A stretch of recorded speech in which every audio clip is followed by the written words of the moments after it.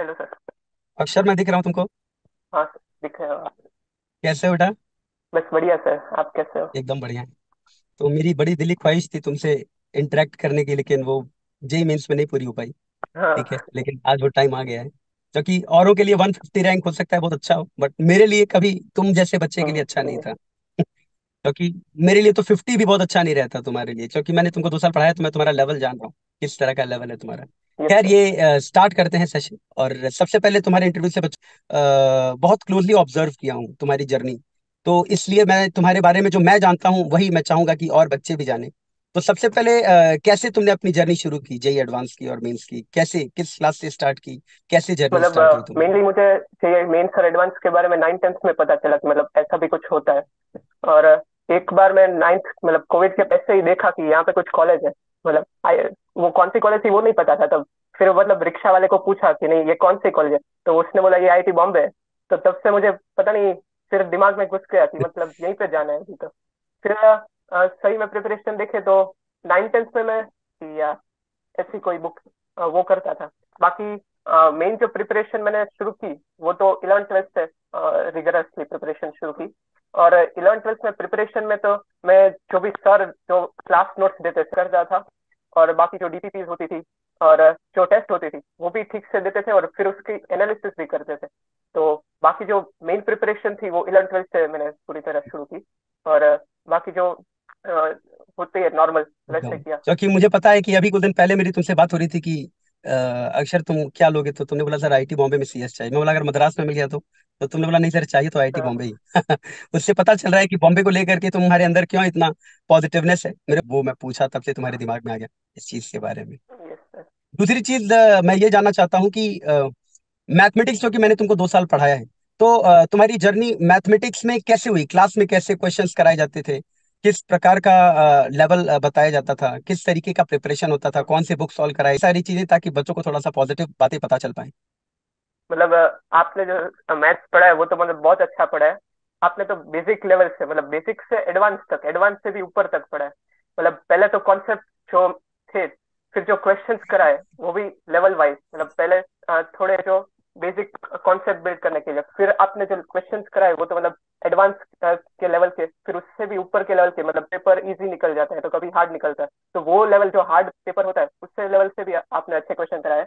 और मतलब क्वेश्चन का जो आउटलुक था मतलब बहुत इनोवेटिव क्वेश्चन थे। ऐसा नहीं था कि मतलब हर जगह आपको वो क्वेश्चन दिख अक्षर, जाएंगे, एक बार मतलब अपना आपको सेल फोन जो अच्छे है वो से लैंडस्केप सोचना मोड में पड़े। ले लेना। हाँ तो मतलब जो वो क्वेश्चंस थे वो एकदम इनोवेटिव थे, मतलब अलग ही थे। मतलब हर क्वेश्चन में उतनी मेहनत आपने की होगी और जिससे हमें वो कॉन्सेप्ट एकदम क्लियर हो जाए।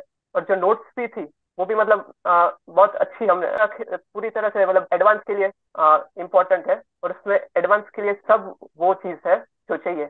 और बाकी आपने जो क्लास टेस्ट थी उसमें भी बहुत अच्छे क्वेश्चन दिए थे। मतलब वो कुछ क्लास टेस्ट में था उसमें, मतलब उस 60 मार्क्स का हर पेपर में होता है मैथ, तो उसमें 30 या 40 मार्क्स स्कोर करना भी बहुत बहुत बड़ी बात होती है तब। तो मतलब मुझे याद वो आता है कि एक पेपर सीक्वेंस एंड प्रोग्रेशन का मैंने हाँ। लिया था, जिसमें आई थिंक 12 क्वेश्चन था, और मुझे लगता है पूरी क्लास में शायद 3 या 4 ही हाँ वही मैक्सिमम चीज। सही था। वो अच्छा है। वो अच्छा है, उससे हाँ काफी मतलब कुछ हर सीखने को भी क्वेश्चन में बच्चे कुछ को नया मिलता है। सीखने का था उसमें। और ऐसे ही क्वेश्चन थे कि जैसे एडवांस में पूछते हैं कि नहीं, कैसे मेरा हो मानना है सकता है। कि और जो अगर आप हमने क्वेश्चन अच्छे कराओ तो आपको एडवांस का पेपर रिलेटिवली आसान लगेगा, हाँ और ये तुम लोग को लगा होगा कि एडवांस का पेपर बच्चे को आसान इसीलिए लगेगा कि आपने क्लास में किस तरह के इलस्ट्रेशंस करा उसके मतलब उसको एकदम ऐसा क्वेश्चन कराएंगे जो जिस तरह के क्वेश्चन उससे उसको बस बनता हो, और उसकी जो मतलब उसको ऐसा लगे कि हाँ हमसे सवाल हो रहा है। तो उसको ऐसा फायदा नहीं होगा, उसको आपको रियल आईआईटी हम्म, दिखाना होगा, रियल आईआईटी का टेस्ट दिखाना होगा कि देखो किस तरह का है। और मुझे लगता है इस कारण से भी तुम लोग को पेपर रिलेटिवली आसान लगा, क्योंकि क्लास में तुम तीनों ही सब्जेक्ट में काफी अच्छे क्वेश्चन, और वो रीजन है कि तुमको जेई का पेपर रिलेटिवली इजी लगा होगा एज इजी कम्पेयर लगा। To others. दूसरी चीज, मैंने बहुत माइन्यूटली इस चीज को ऑब्जर्व किया है अक्षर, कि तुम मुझे एक बार याद है कि तुम एक बार मेरे पास एक नोटबुक लेकर के आए, जिसमें तुमने हर टेस्ट के बाद से अपनी यस गलतियों सर। का एनालिसिस लिखा था। तुम करके मैं हम्म। बहुत अचंभित हो गया था कि इस लेवल का ये बच्चा प्रिपेयर कर रहा है, कि एक डायरी इसने मेंटेन किया है। और हर बार हर टेस्ट के बाद उसने इस चीज को देखने की कोशिश की है कि कितने सिली मिस्टेक हुए, कितने एरर हुए, कितने कॉन्सेप्चुअल मिस्टेक हुए। इसी मॉड्यूल को एनालिसिस करना और उसको देखना कि हम अपने मिस्टेक्स को कितना ज्यादा इरेडिकेट कर सकते हैं। तो बच्चों को थोड़ा सा और तुम गाइड करो और बताओ कि अपने मिस्टेक्स को ओवरकम करने के लिए, सिली मिस्टेक को कम करने के लिए बच्चे को हम्म। क्या क्या करना चाहिए। तो कि कई बार बच्चा ना सिली मिस्टेक 50 नंबर का तो सिली मिस्टेक ही किया है और एक तरह से अपने रैंक से ही बाहर हो जाता है। तो एक बार तुम गाइड करो बच्चों को।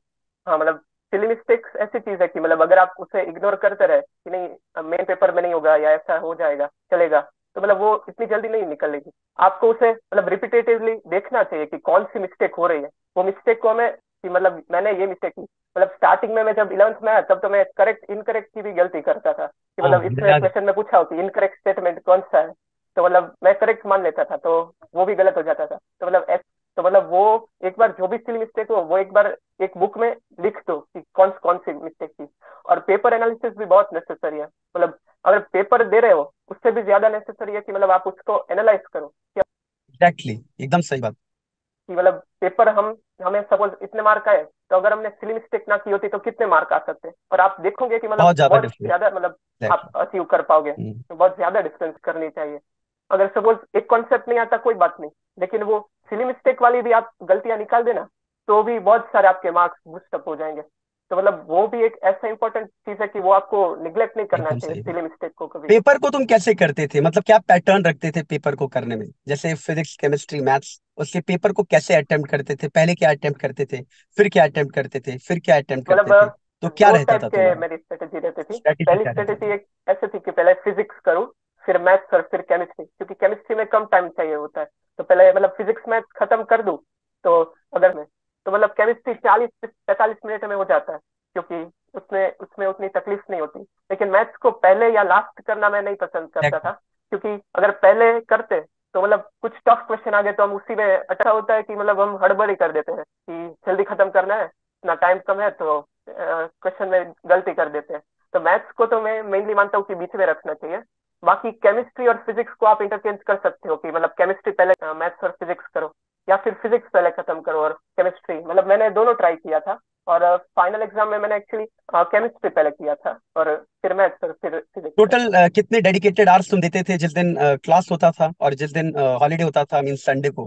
कितने आवर्स तुम डिवोट करते थे अपने सेल्फ हाँ स्टडी मतलब के लिए? सुबह से दोपहर तक तो हमें क्लास होती थी, तो उसके बाद सपोज मैं 6 से 7 घंटे देता था क्लास के बाद, मतलब जो होमवर्क और वो सब होते थे और जो रिविजन और वो सब बाकी देता था, मतलब जिस दिन हॉलीडे होती। मैथ्स में कितना देते थे टाइम तुम? मैथ्स में मैं थोड़ा जनरली ज्यादा टाइम देता था पहले 11th के स्टार्ट में और 12th के दौरान। सपोज जो 100% है उसमें से मतलब मैं 40% इतना टाइम मैथ्स को देता था और क्योंकि बाकी प्रैक्टिस केमिस्ट्री और प्रैक्टिस फिजिक्स। फिर लास्ट में मतलब बहुत ज्यादा होती है, हाँ। ज्यादा होती है। और फिर लास्ट में मुझे मतलब मैथ्स थोड़ा कॉन्फिडेंट था, तो मतलब मेरा केमिस्ट्री और वो सब थोड़ा वीक मुझे लगता था, तो मैं फिर लास्ट का जो प्रिपरेशन टाइम था उसमें केमिस्ट्री में तो ज्यादा बहुत टाइम सारी देता था। बातें तुमने बच्चों को बताई। मुझे कई बार ये दिमाग में एक ख्याल आया है, ये कई बार मेरे दिमाग में आया है, एक आध बार मैंने बोला भी है। कई बार मैं और मतलब हमारे जो कलीग सर हैं वो डिस्कस भी तुम्हारे बारे में करते थे कि भाई एक ही दिन है। और मैं खुद भी बोलता था, क्योंकि कई बार जब तुम क्लास में सोचते थे तो उससे पता चल जाता था कि अगर तुम कोई चीज सोच रहे हो तो उसमें टीचर को भी सोचना पड़ता था, क्योंकि वो बहुत ही जो पॉइंट जो तुम सोच रहे होते थे वो ऐसा पॉइंट होता था जो मुझे लगता था ऐसा पहले किसी ने क्यों नहीं सोचा। तो ऐसे बच्चे को पढ़ा करके मतलब बहुत ही फायदा, मतलब बच्चे को जो हुआ वो हुआ, लेकिन एज अ टीचर मुझे मिला, काफी नॉलेज गेन हुआ, काफी कॉन्फिडेंस मिला। ऐसा नहीं है कि पहले ऐसा रैंक के बच्चे को नहीं पढ़ाए, 6 रैंक भी पढ़ाए हैं, 10 रैंक भी पढ़ाए हैं। लेकिन मैं भी अभी कुछ दिन पहले एक बच्चे से और बात हो रही थी और तुमसे भी बात हो रही है। मैं हमेशा कहता हूँ कि अगर मेरे नजर में 5 या 6 बच्चे अगर आज तक के बोले जाएं तो थैंक तुम यू। उनमें से एक हो अक्षर, और उसमें और आज तुमने बच्चों को काफी कुछ बताया, काफी हेल्प मिला होगा। Thank you. थैंक यू ठीक सर। है। Thank okay you. Bye. Okay bye sir.